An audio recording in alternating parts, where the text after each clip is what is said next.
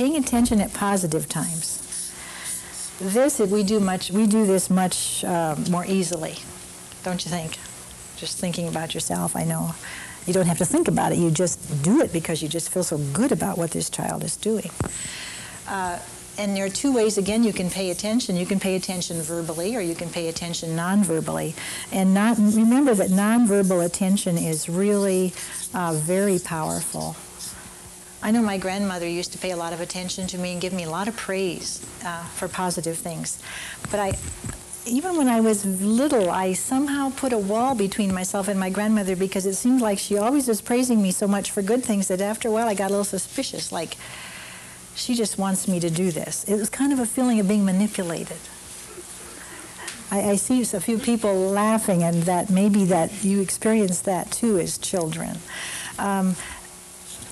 And that sometimes does happen. Nonverbal praise is much more accepted.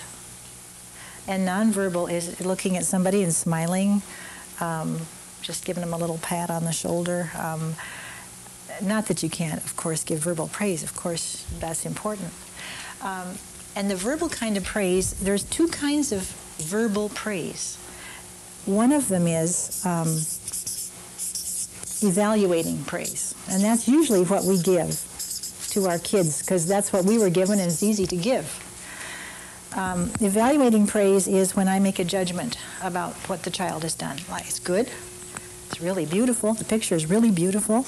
That's my judgment, right? The behavior's been really good. You've been really good this week. I can't help me think of some more evaluating words.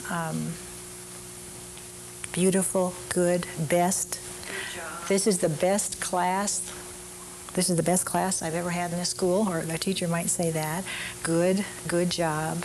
And the interesting thing about that kind of praise is that some children can't accept it. They just can't accept it. Now, if a child has all those, remember the staircase of needs, if a child has all those steps very firm and strong, feels really good about himself, they can accept it. Because that's true. There's no arguing with it. Yep, I am a good person, and I do beautiful pictures, and they feel very good about it. But for the child who doesn't feel really good about it, and isn't convinced that they're a good person, they tend to reject it. Like a Wonder Woman, fending off bullets with her bracelets. Let me give you some examples. Or a good boy, or yeah, and a child can accept good boy or good job if they feel they're a good boy or good job. But if you sense that your child or a child you're working with has low self-esteem, and sometimes you'll notice behavior starts to get worse. Let me give you an example of a behavior that got worse when a child got a lot of evaluating praise. This was a 5th grade boy. I was an elementary school counselor. This boy came from a home where he didn't have a lot of his needs met, and we worked really hard on it when he came to school. And his behavior did improve. Teacher tried to make him feel he belonged and that he was cared for, that he was a competent person. And the kid had been fighting, just hitting kids and starting fights all the time on the playground. Well, the whole week went by and there were no fights, none. And so the teacher was delighted. So he said, let's go down and see Mrs. Nordling in her office, and we'll tell her what a great job you've done this week. So they came down to the office, and the boy sat in my I had a chair with rollers on it, kind of a secretarial chair. It was a little tiny room. And the kids liked to sit in that chair, so he sat in the chair. And the teacher started saying, Jim has had a wonderful week. He has been the best kid. He has been so good. He must have used 3 or 4 of these evaluating kinds of things. And Jim started to move, and that chair was pretty soon, he was going back and forth, practically hitting the walls of this, and we were watching him go like a tennis match, and mercifully the bell rang. And they left. And after school, I was down in the faculty room having a cup of coffee, and this teacher walked in and said, do you know what that kid did?